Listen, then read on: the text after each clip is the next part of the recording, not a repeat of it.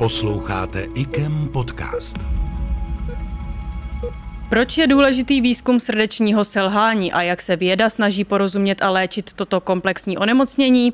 Na tyhle a další otázky bude odpovídat magistr Matúš Miklovič z laboratoře molekulární a experimentální kardiologie při Centru experimentální medicíny IKEM. Jehož práce zahrnuje výzkum srdečního selhání a hledání právě nových přístupů k léčbě. Dobrý den. Dobrý den, ďakujem za pozvanie.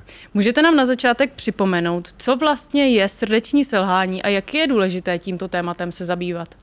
Srdcové zlyhanie je vlastne komplexné a závažné ochorenie, ktoré postihuje veľké percento populácie, a to hlavne tej staršej populácie, je charakterizované tým, že srdce nedokáže dostatočne pumpovať krv do cirkulácie a tak okysličiť svaly a jednotlivé tkanivá. A na co tedy konkrétně se zaměřuje ta vaše laboratoř?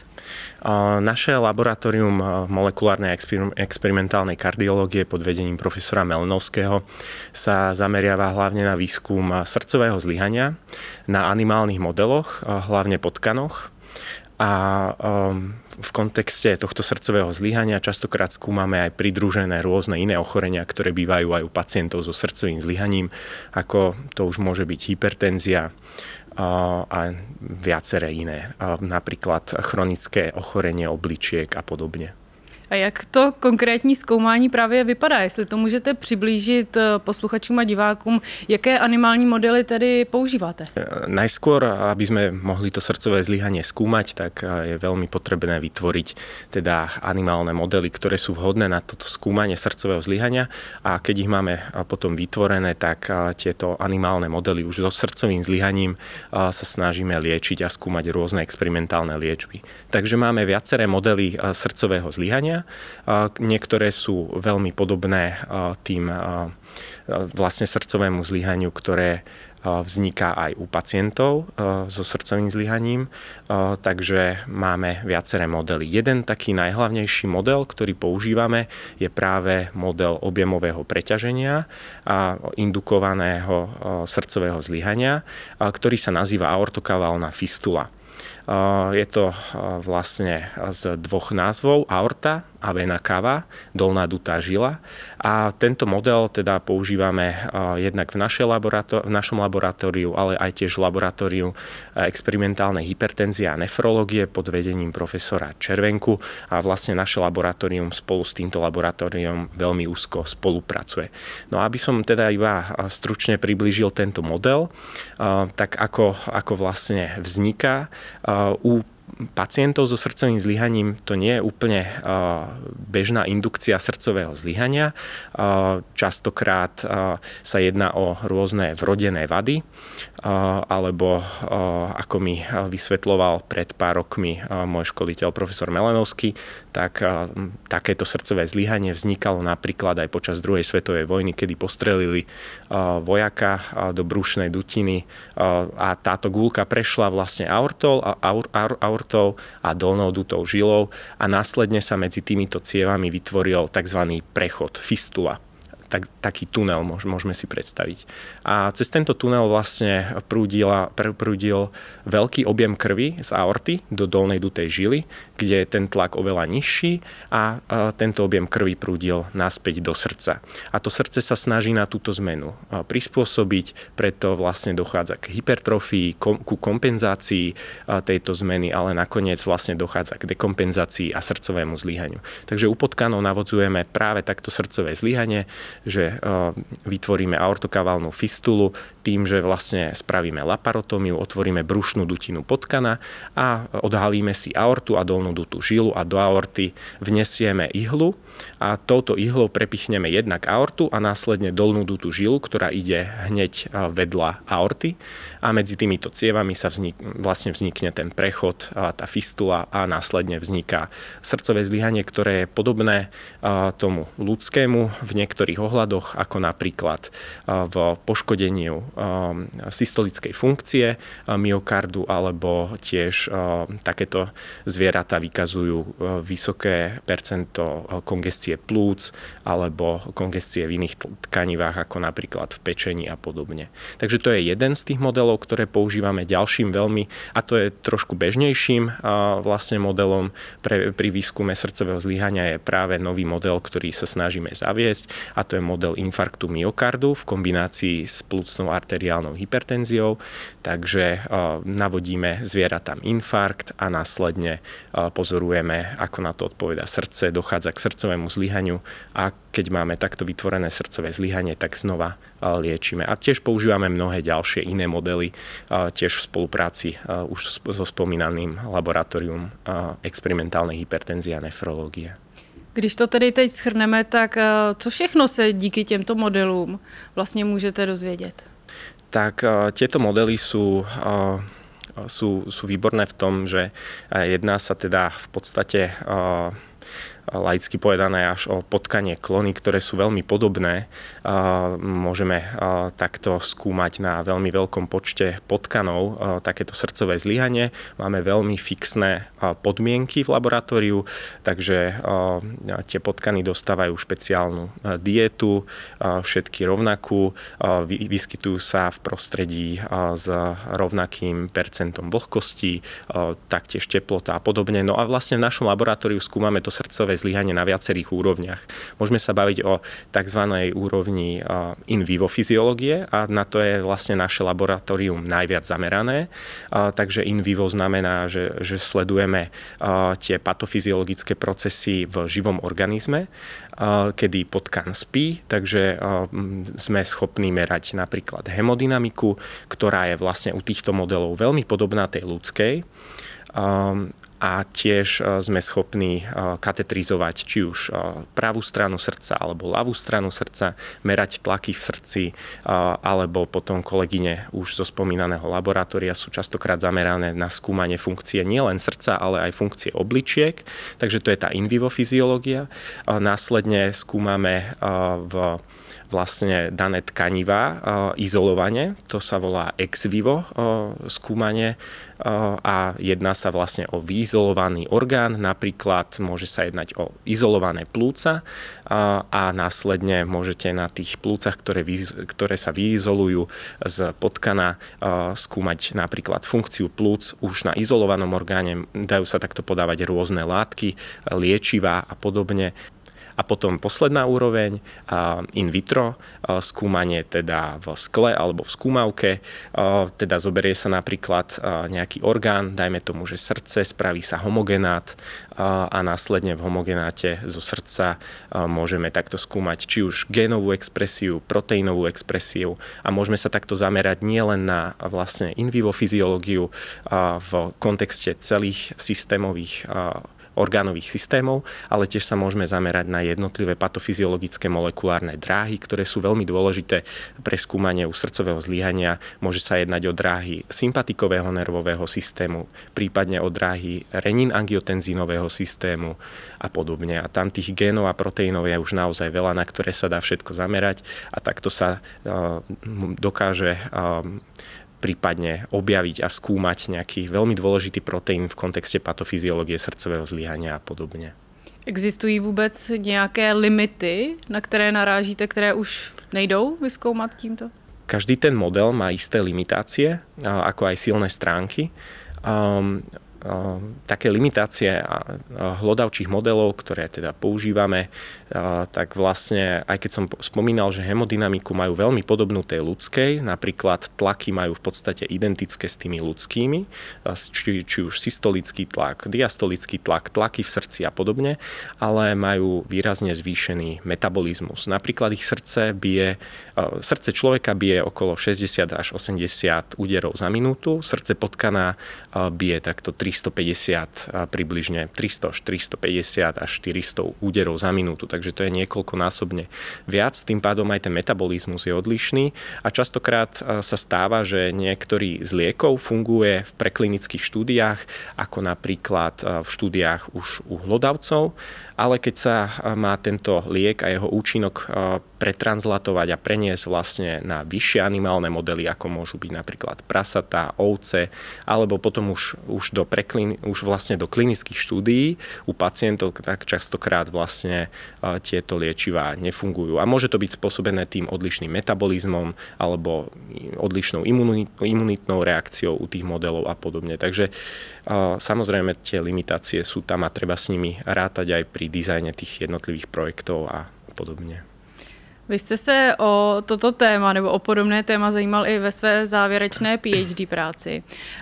Popíšete nám blíže, o jaké téma jste se zajímal a jaké jsou výsledky, co jste vyskoumal? Moja PhD téma bola zameraná na viaceré ciele. Jedným z tých cieľov bolo pozorovať medzikomorové rozdiely u srdcového zlyhania.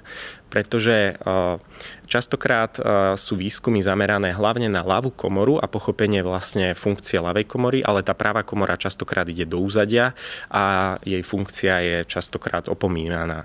No a na sledovanie takýchto funkcií u hlodavca bolo potrebné vytvoriť metódu, ktorou by sa dala pozorovať práve tá funkcia ako ľavej, tak aj pravej komory.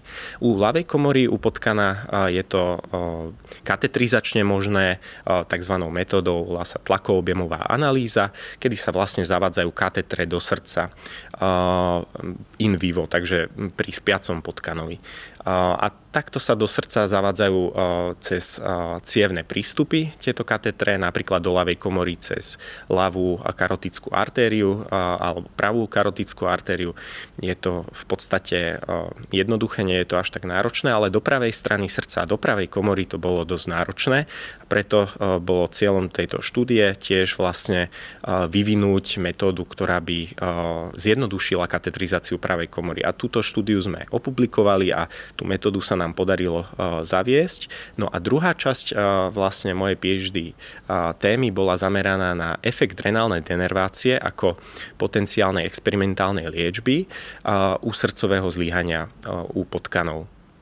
A co je renální denervace, kdybyste to měl přiblížit? Tak renálna denervácia je vlastne metóda používaná u pacientov s hypertenziou a viaceré veľké klinické štúdie ukázali, že renálna denervácia má antihypertenzný účinok u pacientov s hypertenziou, teda znižuje tlak krvi. To je známe.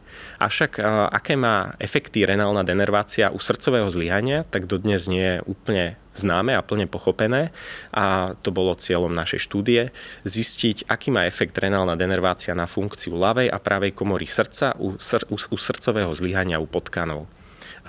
A tieto potkany mali aj hypertenziu. Takže to bola vlastne téma. No a vyskúmali sme a zistili sme, ešte by som teda na začiatok povedal, že tejto štúdii predchádzala štúdia mojej kolegyni, doktorky Honečlegerovej, ktorá ukázala, že renálna denervácia u potkanov so srdcovým zlyhaním zlepšila prežívanie o viac ako 40%.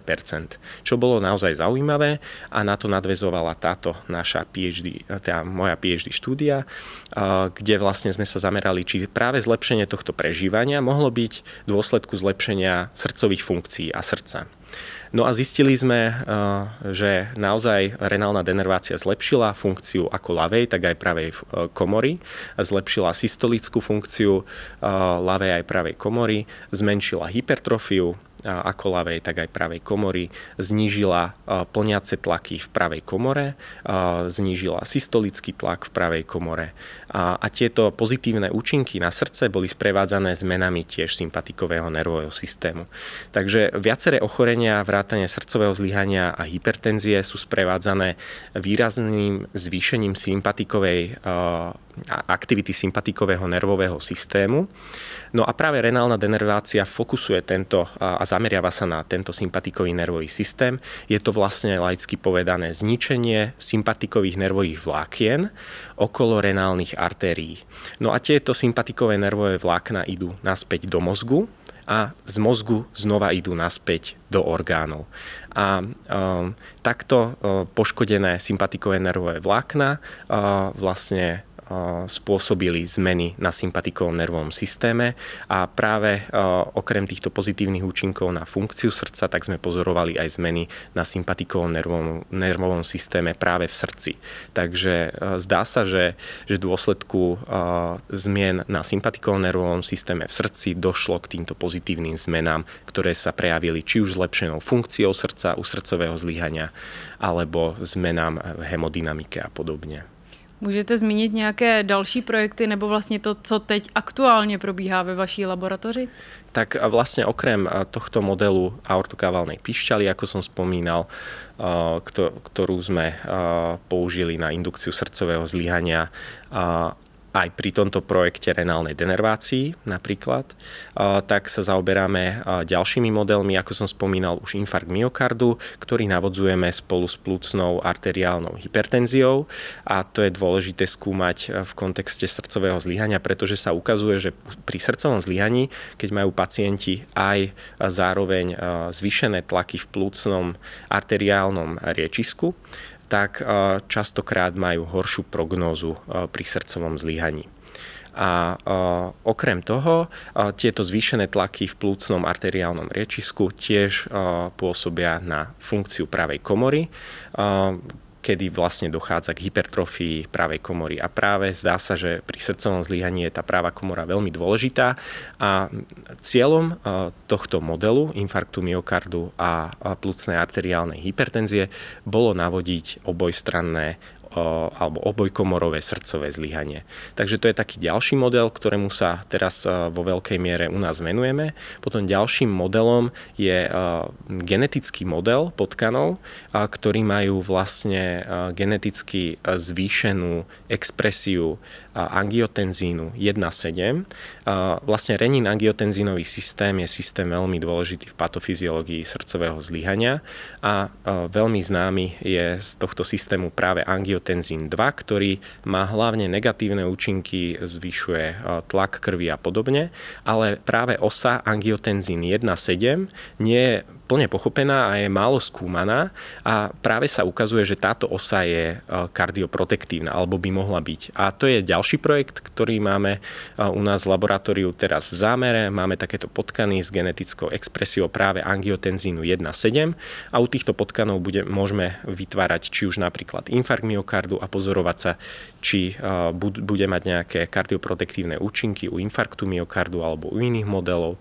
No a potom spolupracujeme tiež s laboratórium experimentálnej hypertenzie a nefrológie, kde v spolupráci používame rôzne iné modely, ktoré sú veľmi dôležité na pochopenie patofyziológie srdcového zlyhania a to sú častokrát modely, ktoré majú kombináciu aj iných ochorení, napríklad chronické ochorenia obličiek, kedy vlastne sa navodzuje takéto chronické ochorenie obličiek 5/6 nefraktómiou, kedy sa jedna celá oblička odstráni z potkana a z druhej obličky sa vlastne odstránia póly tej obličky a zostane tam iba taký malý kúsok, 1/6 vlastne tej obličky a to stačí tomu potkanovi na to, aby prežil, ale zároveň vyvinie chronické ochorenie obličiek. A takýto model kombinujeme častokrát s modelom aortokaválnej pišťaly, teda s objemovým preťažením a podobne. Potom máme u nás tiež projekty zamerané napríklad na kardiotoxicitou indukované srdcové zlyhanie.